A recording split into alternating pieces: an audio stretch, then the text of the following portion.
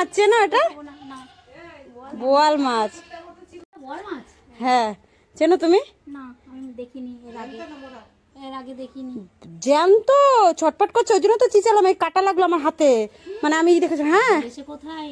হ্যাঁ, তো দাঁত আছে আমার ছোট ননদের পুকুর থেকে, এই যে ধরলো ওরা, দেখলাই তো।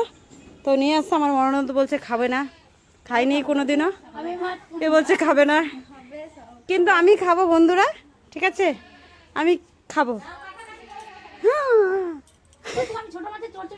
না ছোট আর একটা কি ধরেছে, শোল মাছ, আর একটা শোল মাছ ধরেছে, শোল মাছ। দে বটি দে, এ তো জ্যান্ত, একে কাটবো কি করে? হ্যাঁ এই একটাই ছিল। হ্যাঁ, এইগুলো একটাই ছিল। হ্যাঁ হ্যাঁ, কি বললো, শোল মাছ ধরেছে। ওইগুলো আছে। এটা কি মাছ?